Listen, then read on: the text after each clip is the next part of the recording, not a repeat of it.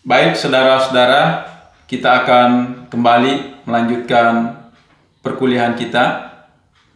Pada kesempatan ini, kita sudah sampai ke subpokok bahasan konsep dasar hukum administrasi atau landasan hukum administrasi.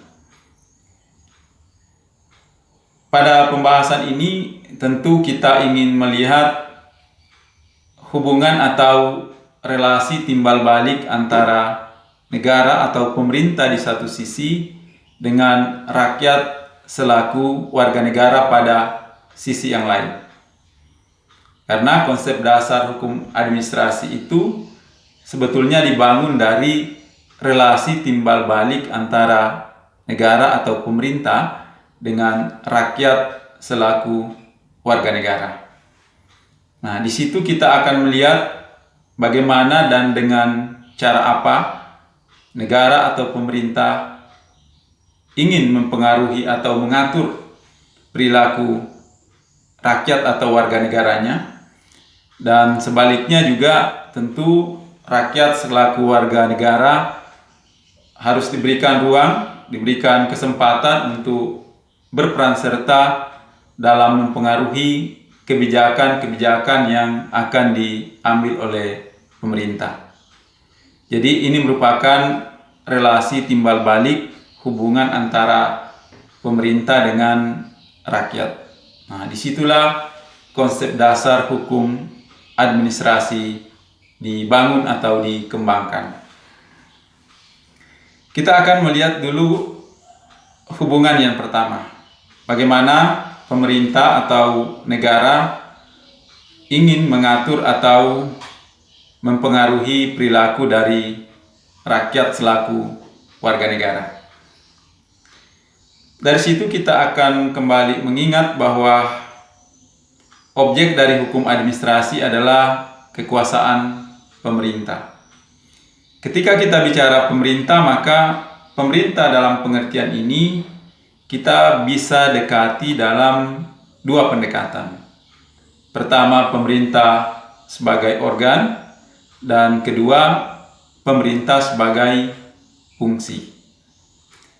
Untuk memudahkan memahami dua pendekatan ini, pemerintah sebagai organ dan pemerintah sebagai fungsi, mungkin kita bisa analogikan dengan manusia. Kita analogikan dengan diri kita. Kita tahu bersama bahwa kita semua ini manusia memiliki organ-organ tertentu. Kita memiliki kepala, kita memiliki tangan, kita juga memiliki kaki. Setiap organ yang kita miliki itulah yang membentuk kita menjadi manusia yang bisa disebut sebagai manusia yang sempurna. Karena kita punya diperlengkapi atau memiliki organ-organ yang memungkinkan kita melakukan fungsi-fungsi sebagai manusia yang normal. Nah, ketika kita bicara organ yang saya sebutkan tadi, bahwa organ ini, setiap organ yang berbeda-beda ini, itu diberikan atau mempunyai fungsi yang berbeda pula. Jadi setiap organ yang kita miliki tentu mempunyai fungsi yang berbeda satu dengan yang lain. Tetapi fungsi-fungsi dari setiap organ yang berbeda-beda itu merupakan satu kesatuan sistem yang bekerja saling terkait atau saling mempengaruhi antara fungsi yang satu dengan fungsi yang lain. Nah, kalau kita kembalikan ke konsep pemerintah tadi, maka kita dapat pahami bahwa pemerintah itu merupakan satu organ yang terdiri dari satu kesatuan yang utuh yang terdiri dari sejumlah organ.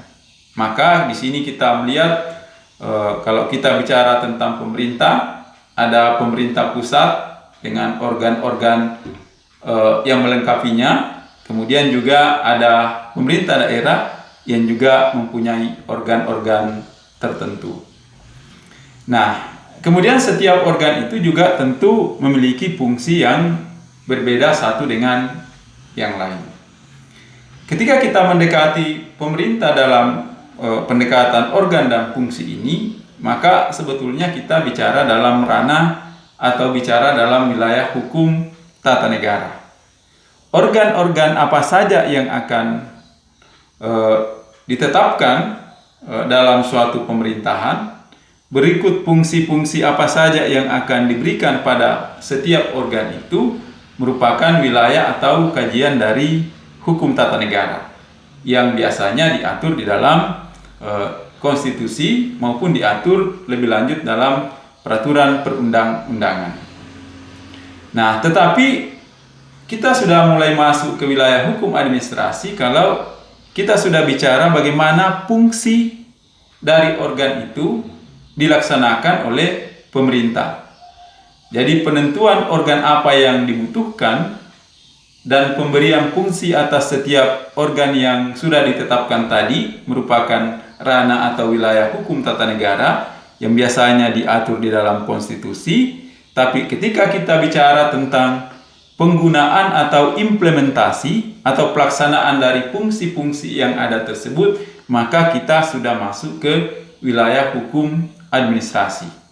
Makanya ada pendapat klasik yang mengatakan bahwa perbedaan antara hukum tata negara dengan hukum administrasi adalah hukum tata negara adalah mengkaji negara dalam keadaan diam. Kemudian hukum administrasi mengkaji negara dalam keadaan bergerak atau beraktivitas. Dalam pengertian yang coba kita bangun tadi ini, perbedaan yang kita sebut sebagai perbedaan yang lazim diajarkan di hukum administrasi maupun di hukum tata negara tersebut itu dapat kita benarkan di situ bahwa memang ketika fungsi-fungsi tadi sudah diimplementasikan, sudah dijalankan oleh pemerintah, maka itu sudah masuk ke wilayah hukum administrasi. Nah, kemudian kalau kita bicara tentang fungsi, pemerintah sebagai fungsi, maka kita juga harus ingat bahwa fungsi pemerintah itu sebetulnya secara garis besar bisa dibedakan atas dua fungsi. Fungsi yang pertama adalah fungsi mengatur dan fungsi yang kedua adalah fungsi melayani. Jadi ini adalah dua fungsi yang universal yang melekat pada setiap pemerintahan, termasuk juga kita di Indonesia. Bahwa fungsi dari pemerintah itu adalah melakukan pengaturan, dan selain melakukan pengaturan, dia juga memberikan pelayanan terhadap rakyat atau warga negara. Dan bisa jadi dalam pengaturan tersebut terdapat pelayanan, dan dalam pelayanan juga bisa dilakukan pengaturan. Sebagai contoh, saya tidak ingin memberikan contoh yang terlalu jauh, terlalu abstrak, tapi saya ingin memberikan contoh yang lebih konkret dan dekat dengan apa yang kita laksanakan pada hari ini. Misalnya kita kuliah di tempat ini, di Zoom, di kelas D, Hukum Administrasi. Di sini ada tim dosen yang mengajar. Di sini juga ada peserta mata kuliah. Ditentukan jam berapa kita harus melaksanakan perkuliahan, siapa mahasiswanya, siapa tim dosennya, di ruangan apa atau di Zoom meeting yang mana. Itu sebetulnya adalah bagian dari pengaturan yang dilakukan oleh pemerintah melalui dalam hal ini dilakukan oleh fakultas. Jadi fakultas ini mempertemukan di sini. Kita bertemu di ruangan ini, di Zoom meeting ini, itu bukan karena pilihan-pilihan kita. Saya mengajar hukum administrasi di kelas ini bersama dengan tim dosen yang lain. Itu adalah bagian dari pengaturan yang dikelola atau dilakukan oleh fakultas. Begitupun saudara-saudara ditetapkan untuk kuliah di kelas ini, itu juga adalah bagian dari pengaturan, fungsi mengatur yang dijalankan oleh fakultas. Jadi pertemuan kita ini bukan karena keinginan kita secara pribadi-pribadi, tapi pertemuan kita di ruang kuliah ini dalam mata kuliah hukum administrasi itu adalah implikasi dari pengaturan yang dilakukan oleh fakultas. Nah, berarti fakultas ini sedang menjalankan fungsi pengaturan. Kenapa dijalankan fungsi pengaturan? Tidak lain supaya penyelenggaraan kelas ini bisa berjalan secara efektif, bisa berjalan secara efisien, dan bisa terkelola secara baik. Karena sudah ditentukan siapa tim dosennya, berapa jumlah mahasiswanya, siapa saja mahasiswa tersebut, pada jam berapa kita akan menyelenggarakan perkuliahan. Itu adalah pengaturan yang dilakukan oleh fakultas.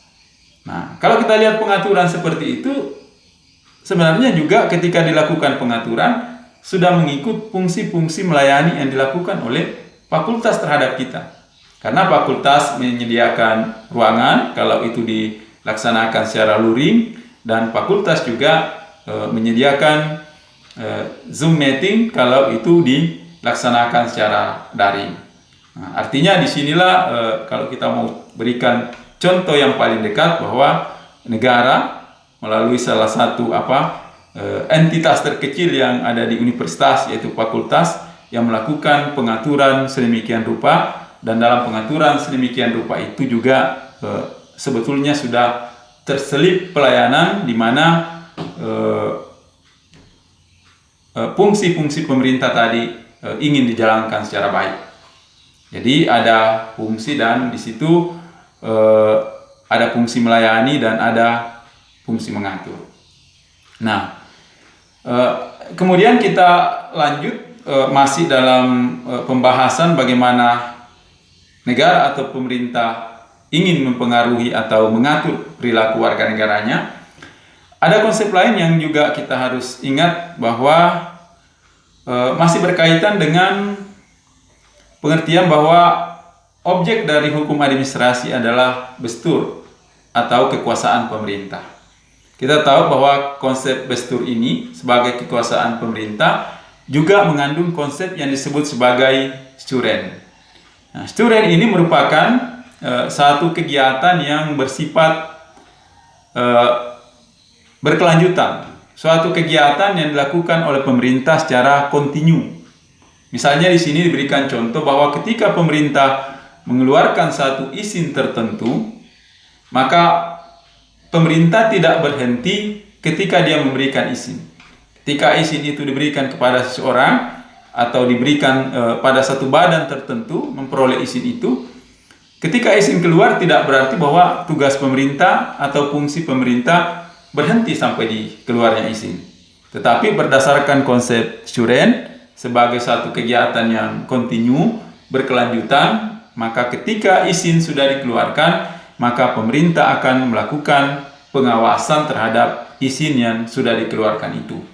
Oleh karena itu dalam konsep sturen ini dikenal sebagai suatu aktivitas atau suatu kegiatan pemerintah yang dilakukan secara terus-menerus atau dilakukan secara berkelanjutan.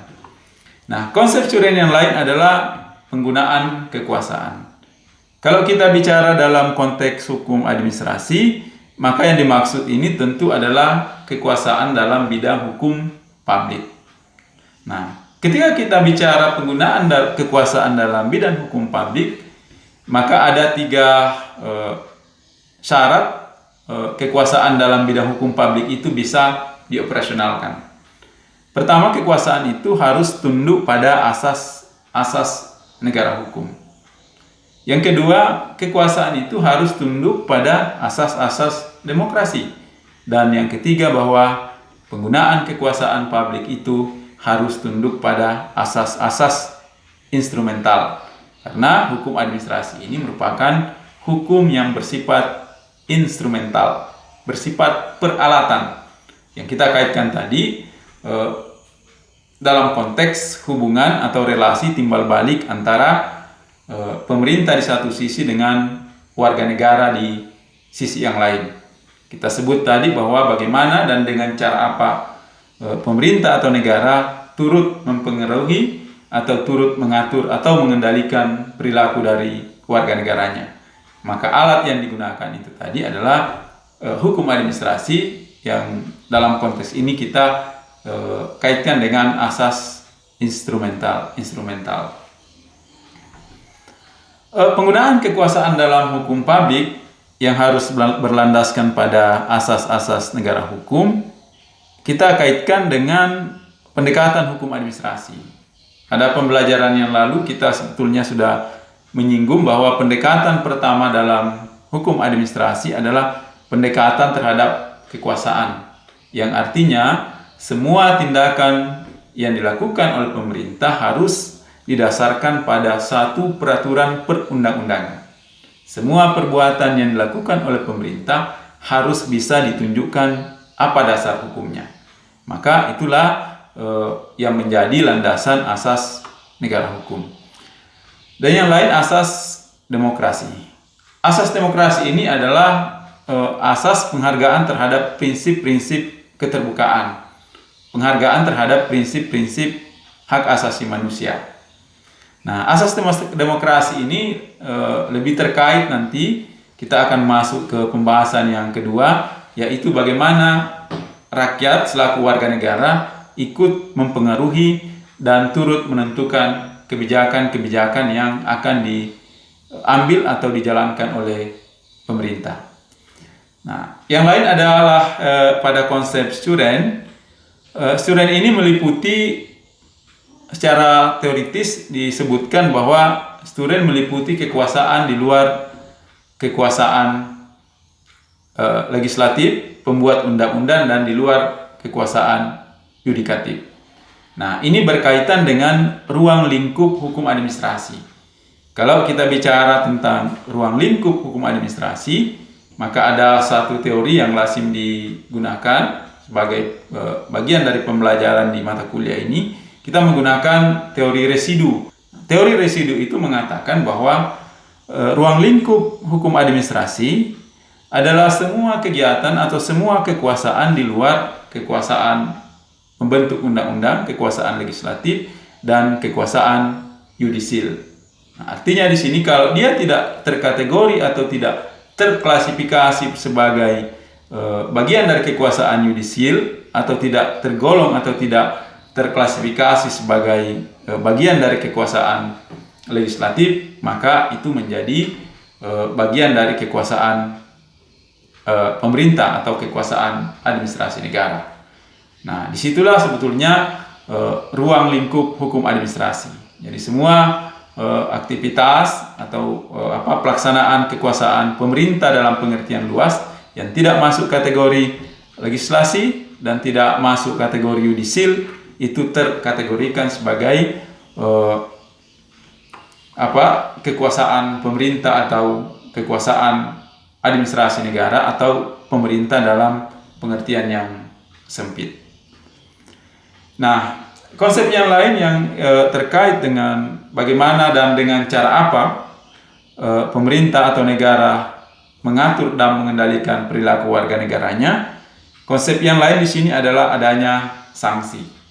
Jadi ketika pemerintah tadi menjalankan fungsinya, baik dalam fungsi mengatur terutama dan juga fungsi melayani yang dijalankan secara kontinu, tidak berhenti pada keluarnya izin misalnya, tetapi terus berlanjut dari keluarnya izin sampai pengawasan terhadap penggunaan izin tersebut, maka pada akhirnya pemerintah juga dilengkapi dengan satu instrumen, yakni sanksi. Jadi mulai dari fungsi tadi, kemudian Sturen, aktivitas yang terus-menerus itu yang dilakukan oleh pemerintah, pada akhirnya pemerintah bisa menjatuhkan sanksi kepada warga negara yang melanggar aturan-aturan yang dikeluarkan oleh pemerintah. Di mana aturan-aturan tadi, notabene kita harus tegaskan bahwa aturan-aturan yang dikeluarkan oleh pemerintah tersebut sebagai bagian dari konsep kekuasaan hukum publik itu harus berlandaskan pada asas negara hukum, asas demokrasi, dan asas instrumental. Nah, kalau itu semua sudah dijalankan, maka tidak ada pilihan lain, tidak ada jalan lain untuk menegakkan aturan, maka pemerintah bisa menerapkan sanksi terhadap warga negara atau menerapkan sanksi terhadap rakyat atau warga negara yang melanggar apa yang sudah diatur oleh pemerintah berdasarkan hukum, berdasarkan prinsip-prinsip demokrasi dan tentu saja juga mengacu pada prinsip-prinsip atau asas-asas instrumental. Instrumental ini artinya tindakan yang dilakukan oleh pemerintah itu harus efektif dan efisien. Nah, kemudian kita akan membahas relasi yang kedua. Kalau yang pertama tadi kita bahas bagaimana negara atau pemerintah mempengaruhi aktivitas warga negaranya, maka sebagai relasi timbal balik yang kita sebutkan di awal, tentu rakyat selaku warga negara juga berhak untuk berpartisipasi dalam penentuan kebijakan-kebijakan yang akan dilakukan oleh pemerintah. Nah, cara rakyat berpartisipasi untuk turut menentukan kebijakan-kebijakan yang dilakukan oleh pemerintah dilakukan melalui prinsip-prinsip keterlibatan rakyat dalam proses penyelenggaraan pemerintahan. Nah, prinsip-prinsip itu dijamin dalam prinsip-prinsip atau asas-asas demokrasi. Nah, di sini ada asas keterbukaan, di mana pemerintah harus terbuka menyampaikan kebijakan-kebijakan, rancangan-rancangan kebijakan yang akan dikeluarkan oleh pemerintah. Kalau dalam masa sekarang ini kita tahu Undang-Undang Omnibus Law Cipta Kerja itu banyak mengalami penolakan di masyarakat karena sejak awal rancangan undang-undang ini tidak dibuka secara baik kepada masyarakat, sehingga masyarakat yang hendak memberikan masukan, yang hendak mengoreksi, yang hendak berpartisipasi itu merasa hak-hak mereka dibatasi atau tersumbat oleh ketertutupan yang dilakukan oleh pemerintah.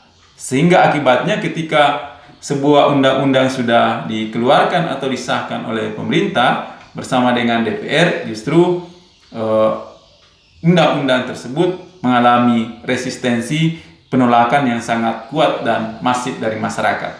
Seandainya dari awal pemerintah memberikan ruang yang leluasa, proses dialektika yang panjang, membuka ini secara terbuka, membedah pasal per pasal, melibatkan partisipasi pihak-pihak masyarakat yang terdampak, melibatkan ahli di bidang hukum dan ahli-ahli lain yang terkait dengan klaster-klaster yang ada di Undang-Undang Omnibus Law Cipta Kerja itu, mungkin hasilnya tidak seperti sekarang. Nah, oleh karena itu, kenapa rakyat harus terlibat sejak awal? Karena memang rakyatlah yang akan terdampak dan bisa jadi menjadi objek dari aturan-aturan yang dikeluarkan oleh pemerintah. Sehingga sebagai bagian dari perlindungan hukum preventif, maka sejak awal warga negara harus terlibat dan dilibatkan dalam proses-proses itu. Nah, saya kira penjelasan singkat yang saya berikan kembali, saya ingin ulangi, saya sederhanakan supaya lebih mudah dipahami atau diingat kembali, bahwa konsep dasar hukum administrasi ini meliputi relasi antara negara melalui pemerintah dengan rakyat selaku warga negara. Jadi ada hubungan timbal balik antara pemerintah dengan rakyat.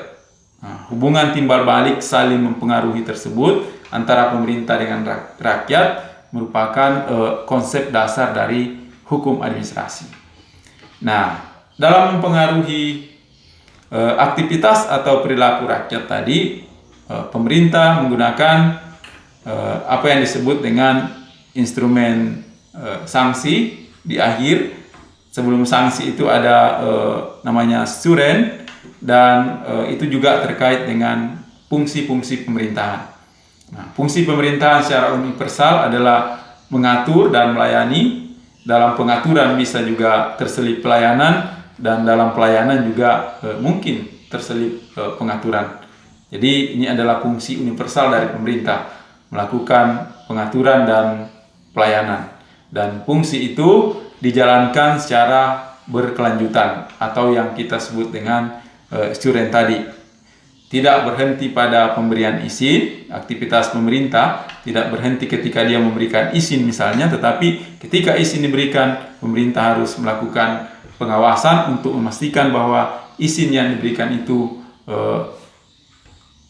tetap dijalankan sebagaimana syarat-syarat yang ditentukan sebelumnya. Nah, kalau kemudian ada pelanggaran dari situ, maka pemerintah akan menjatuhkan sanksi terhadap warga negara. Tapi ingat, di satu sisi juga sebagai proses dialektika, sebagai proses hubungan timbal balik, maka rakyat juga harus terlibat dan dilibatkan dalam pengambilan keputusan-keputusan yang strategis bagi kepentingan rakyat. Nah, cara atau keterlibatan rakyat itu melalui ruang-ruang partisipasi, melalui ruang keterbukaan yang dilakukan oleh pemerintah. Kalau pemerintah ingin mengeluarkan sebuah aturan yang nanti berdampak kepada rakyat, kalau pemerintah ingin mengeluarkan sebuah izin yang akan berdampak kepada masyarakat yang ada di sekitar lokasi perizinan itu diberikan, maka pemerintah harus melibatkan masyarakat yang ada di sekitar wilayah itu, sehingga mereka tahu dampak apa yang kira-kira akan terjadi kalau suatu aktivitas ditempatkan di wilayah mereka. Nah, dari situ harus dibangun diskusi, harus dibangun dialog bagaimana cara meminimalisir dampak-dampak itu, dan bagaimana cara memberikan kompensasi terhadap masyarakat yang akan terdampak oleh hadirnya suatu aktivitas berdasarkan izin yang dikeluarkan oleh pemerintah. Kalau ini sudah dilakukan, berarti proses-proses pengambilan keputusan itu sudah dilaksanakan berdasarkan prinsip-prinsip demokrasi, yakni partisipasi dan keterbukaan. Dan itulah yang disebut dengan perlindungan hukum preventif bagi rakyat. Nah, nanti selain perlindungan hukum preventif bagi rakyat, juga dikenal dengan perlindungan hukum yang bersifat represif. Artinya, rakyat yang merasa dirugikan oleh tindakan yang dilakukan oleh badan atau pejabat atau usaha negara atau pejabat pemerintah, maka dia diberikan ruang untuk melakukan keberatan, bahkan diberikan ruang untuk mengajukan gugatan ke Pengadilan Tata Usaha Negara untuk memperjuangkan hak-haknya yang dirugikan oleh tindakan yang dilakukan oleh pemerintah. Jadi, saya kira pada kesempatan ini yang bisa saya sampaikan, konsep dasar hukum administrasi, sekaligus di awal kita sudah bisa mempertegas kembali mana wilayah hukum administrasi dan mana wilayah hukum tata negara. Ketika kita bicara organ pemerintah, dan setiap organ itu diberikan fungsi-fungsi tertentu, maka itulah masih menjadi wilayah hukum tata negara.